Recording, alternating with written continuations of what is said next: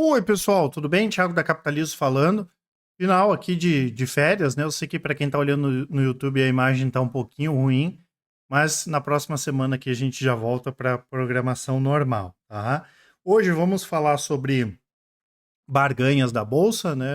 Onde nós procuramos garimpar aqueles ativos mais baratos, né? Com múltiplos baixos ou que têm potencial de diminuir seus múltiplos. E hoje vamos fazer naquele esquema duas ações para não comprar, porque a gente entende que tem alternativas mais interessantes, e vou explicar por quê.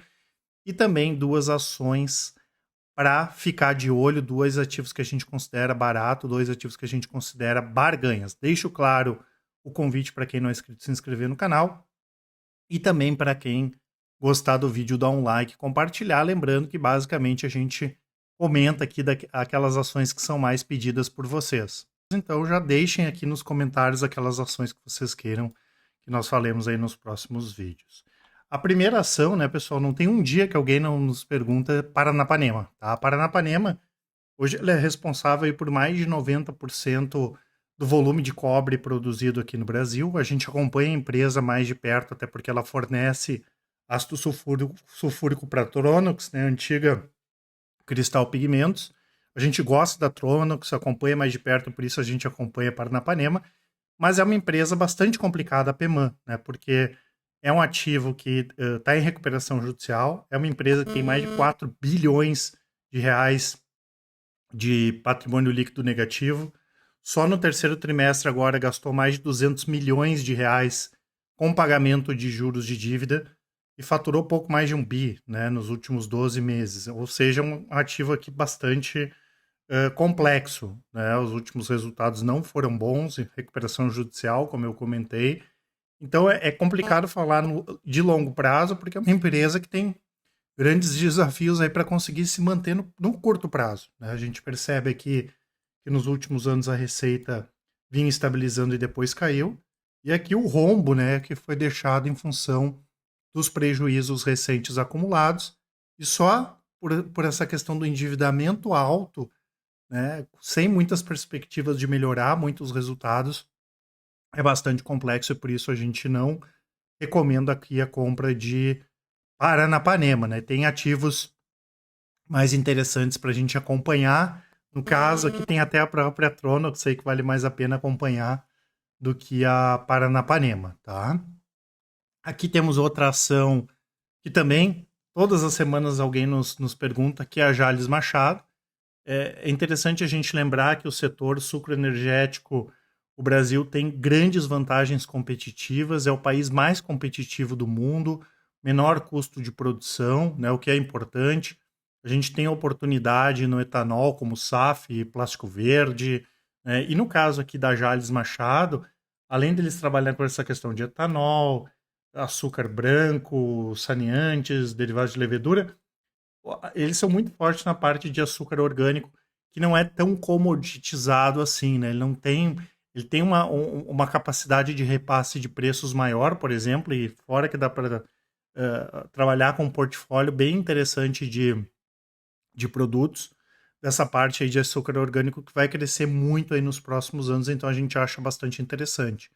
A Jalles é uma empresa que hoje está entre as principais produtoras e exportadoras de açúcar orgânico. Na área agrícola, 100% do canavial é próprio, né? Isso ajuda em relação à questão da qualidade e da produtividade.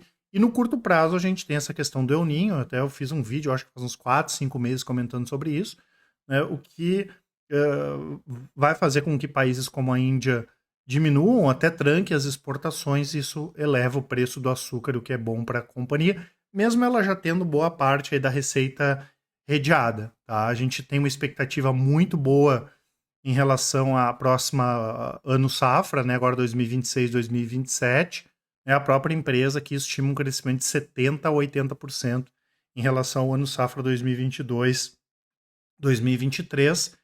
E a Jales Machado é uma barganha, né, pessoal? Hoje ela está com um PL aí na casa de 6 vezes, um PVP de 1,2, um yield na casa de 6%, mesmo não sendo hoje o principal foco, pagamento de dividendos, é um ativo barato, é um ativo ainda que não foi dada a devida atenção aí pelo mercado, tá? É um ativo que a gente gosta bastante, então, e considera uma barganha. Até antes de continuar, pessoal, quero deixar aqui para vocês o nosso relatório grátis da melhor small cap da bolsa e também o nosso cupom BLACKCAP, que dá até 60% de desconto nas nossas assinaturas. Depois eu volto para falar um pouco mais a respeito delas. Temos outro ativo aqui que está sendo bastante comentado, que é a Braskem, né, pessoal? A Braskem é uma das maiores petroquímicas do mundo. Ela trabalha com a questão de química básica, polímeros, tem operações no Brasil, Europa, México, Estados Unidos. É uma gigante global, mas que teve questões negativas sérias nos últimos anos, desde essa questão aí do afundamento dos bairros de Maceió, e também, né, se a gente lembrar lá da época da Lava Jato, em 2019, o José Carlos Grubrich, que era o antigo presidente da empresa, chegou a ser preso, né, por questão aí de desviar mais de 250 milhões de dólares aí para subornar funcionários desse processo aqui nos Estados Unidos, tá? Então, o que nós temos? Nós temos uma empresa que operacionalmente é boa, teve esses problemas, e no controle tem a Novonor, que é antigo Odebrecht, né, também bastante complicado em relação a essa questão de Lava Jato e que tem interesse em vender essa posição, e a Petrobras, né, são os dois controladores, né, quando a gente fala das ações ON, né, são 50% aqui está com a Odebrecht, 50,1% aí das ações, tá? Então a gente já vem aí uns 3, 4 anos falando dessa possibilidade de venda, primeiro dessa parte da Novonor, depois ver como vai ficar a parte aí da Petrobras, e agora finalmente a gente deve ver pelo menos a parte aí da Novonor ser vendida, né? A própria Petrobras estima que essa parte que está com a Novonor deve ser vendida até meados aí da virada do ano, né? A DNOC ofereceu uma oferta boa e que também mantivesse aí a Petrobras no controle da empresa, né? Porque com o governo antigo a gente tinha a expectativa deles venderem essas ações aqui da Braskem. É porque a Braskem não é estratégica para a Petrobras, e agora até se chegou a se cogitar em algum momento até da Petrobras comprar essa parte aqui que está com a Novonor, a gente não acredita nisso, mas ao que tudo indica a Novonor deva vender aqui a parte dela já na virada do ano. Isso é bom, né, pessoal? Pelo menos para a gente ter uma definição em relação à questão aqui da saída da Novonor, porque a empresa não está preocupada com o Braskem nesse momento. Eles têm dívidas, enfim. Então é bacana aí essa venda. E aí depois a gente vai ter que ver como vai ficar a situação aqui da Petrobras, tá? Nós preferimos outras empresas, né, pessoal? Apesar de entender, sim, que tem uma qualidade muito boa a Braskem, mas tem muitos desafios e muitas dúvidas ainda de como vai ser a estruturação dessa nova empresa, né? E a gente entende que não tendo a Petrobras seria mais interessante, porque, como eu falei, não é uma questão estratégica para a Petrobras aqui, a Braskem, né? A gente gosta, por exemplo, da Unipar. A Unipar ganhou o mercado em cima da Braskem, porque nos últimos anos a Braskem ficou como um negócio secundário, né? Tanto no mercado aí de cloro-soda quanto no mercado de PVC, a Unipar cresceu muito. Não à toa, a Unipar também fez uma oferta aí para ficar com a Braskem, que acabou não vingando, tá? Então a gente prefere outras empresas, como é o caso da Unipar. E tem Dexus, por exemplo, que é uma empresa legal também, é uma small cap, é uma empresa que não é tão conhecida, né, Dexpo 3, que é do setor aí de químico, né, ela tem a parte de tubos, mas tem a parte também de químico, né, tem a parte de resinas termofixas, que é usada para a indústria de painéis de madeira, eles atuam no polo petroquímico de Camaçari, é uma empresa bacana, mudou a política de dividendos dela recentemente. Então são duas alternativas mais interessantes, né? Não é nem tanto por defeito da Braskem, vamos dizer assim, mas porque são empresas mais interessantes que a Braskem e por isso a gente não recomenda a compra de longo prazo para a Braskem, tá? E temos aqui também a Alus, né, pessoal, antiga Alliance Sonai, né, que é a junção aí da Alliance Sonai com o BR Malls, né? Hoje é um baita portfólio aqui no Brasil todo, claro que a maior parte ainda na região Sudeste, são 40 municípios, 62 shoppings, 53 próprios e mais 9 que são administrados por terceiros. E o que acontece? As duas empresas, tanto a Alliance Sonai quanto o BR Malls, vinham já se reestruturando para divulgar bons resultados quando veio a pandemia, né?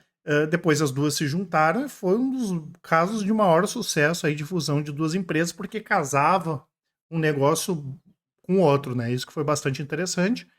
É um setor que historicamente é resiliente, apesar de ter sofrido na crise. É o que tem menor inadimplência, é o que tem menor vacância. A sinergia das duas empresas aí acima do esperado.